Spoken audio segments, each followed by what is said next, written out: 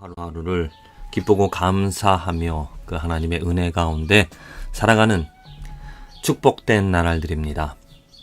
우리에게 오늘 하루, 우리에게 생명이 주어졌습니다. 그런데 이 하루를 맞이하는, 이 하루를 살아가는 사람들의 모습을 살펴보면 각기 다릅니다.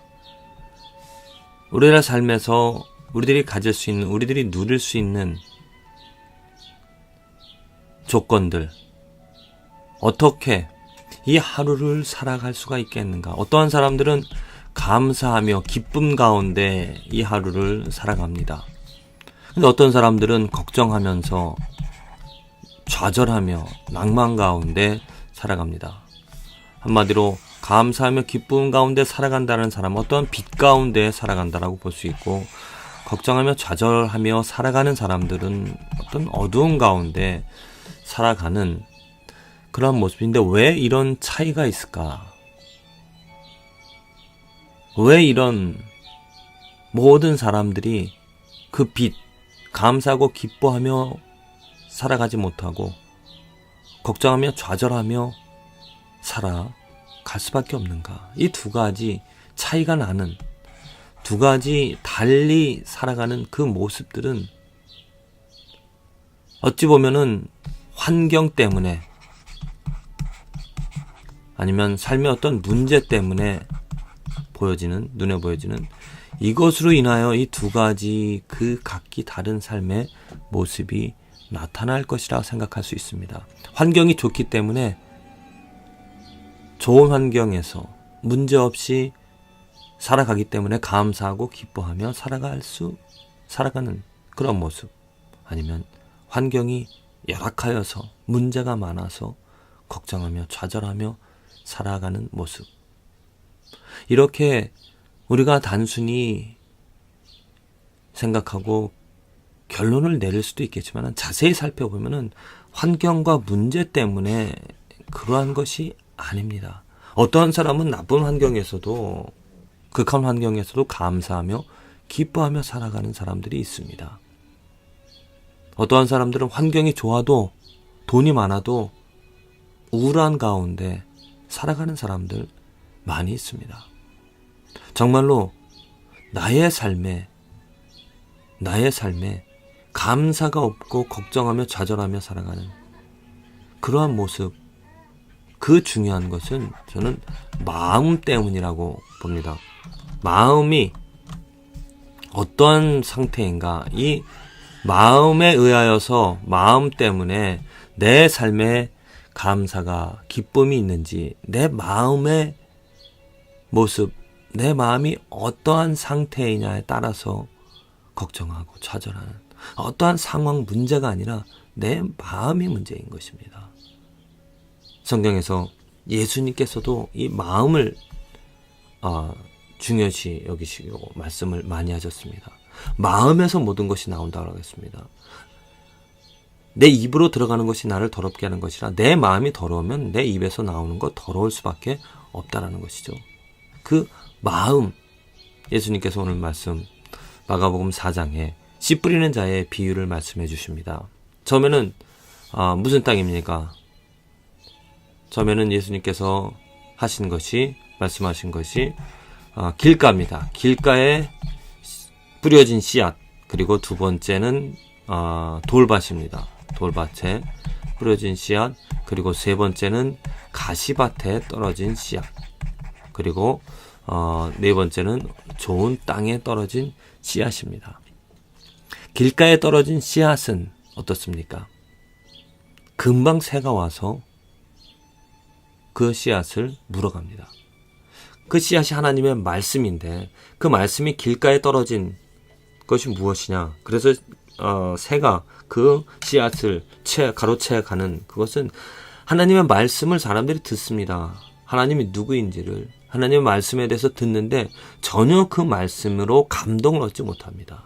왜냐하면 그 말씀이 그냥 무엇에 의해서 흘려졌기 때문에, 그냥 내 귀를 그냥 스쳐 지나가는, 그 말씀을 들어도 전혀 감동이 없는 보통 사람, 크리스찬의 삶이 아닌 것이죠. 하나님의 말씀과 상관이 없는. 그런데 크리스찬 가운데서도 돌밭, 마음이 돌바친 사람들이 있습니다. 하나님의 말씀을 들어서 아유 즐거워합니다. 기뻐합니다. 예 맞습니다 하나님. 아멘이라고 받아들입니다. 그래서 기쁨이 있지만은 어떻습니까? 뿌리가 그것이 열매를 맺지 못하여서 금방 어떤 어려운 환경 또 어떤 문제가 있을 때 그 말씀의 능력으로 말씀을 잊어버리고 그냥 보통 사람들과 별반 다를 바 없는 그 말씀으로 그 순간 그 말씀을 들을 땐 아멘하고 기뻐하지만 그 말씀이 남아있질 않습니다. 그 마음 깊이 자리를 잡지 못합니다. 그래서 말씀과 상관이 없는 그러한 삶을 살아가게 되어집니다. 가시밭 어떠한 밭입니까? 그 말씀이 받아들여집니다. 하지만 그 말씀이 열매를 맺지 못합니다. 기쁨이 있고 그 말씀으로 어느 정도 살아가지만 그 세상의 재리, 돈, 명예, 물질, 욕심 이러한 것들이 말씀이 열매 맺지 못하도록 가시밭이 그 가시와 함께 이렇게 이렇게 잡초 그런 것들과 그 말씀이 연합을 하여서 말씀이 열매를 맺지 못합니다. 하나님의 말씀을 듣고 그 말씀대로 살아가고자 하지만은 그 마음에 또 다른 생각, 자기 욕심, 명예, 돈 이러한 것들과 연합이 되어져 있기 때문에 전혀 말씀의 열매를 맺지 못하는 삶. 하지만 좋은 땅에 떨어진 씨앗은 어떻습니까? 그 말씀을 듣고 받아 30배와 60배와 100배의 결실, 열매를 맺으며 살아가는 삶이 되어집니다. 좋은 땅이 되어질 때 열매가 있다라는 것이죠. 좋은 땅에 좋은 마음, 그 하나님의 말씀을 아멘으로 받아들이며 그 말씀이 나의 마음, 나의 삶을 온전히 지배하기 때문에 나는 말씀으로 어떠한 상황에서도 어려운 상황에서도 문제가 있다 하더라도 기뻐하며 감사하며 살아갈 수가 있다는 것입니다. 예수님께서 우리 크리스찬의 모습을 지금 말씀하고 계십니다. 그리고 이 말씀을 하시는 이유는 내 마음이 어떠한지를 점검해 보라는 것입니다. 길가이고 돌밭이고 가시밭이면 내 마음을 좋은 땅으로 바꾸라는 것입니다. 내 마음을 순수하게 내 마음이 어떠한 그 돌이나 돌밭이나 아니면 가시 그 엉겅퀴 그 잡초가 있어서 어떤 세상의 욕심들이 있어서 그것들이 하나님의 열매 하나님의 말씀이 열매를 맺지 못하도록 방해를 한다면은 그 잘못되어진 것들 더러운 욕심들을 버리라는 것입니다. 이 말씀을 들은 제자들 그 중에 한 사람 유다는 자신의 마음이 좋은 땅이 되지 못하는 것을 알았음에도 불구하고 그는 온전히 자기의 욕심을 계속 주장하다가 결국에는 예수님을 팔고 부인하는 전혀 열매 없는 삶을 살아갔던 우리들은 오늘 우리들의 삶에서 내가 살아가는 그러한 삶에서 정말 나의 마음의 밭은 어떠한 밭인가?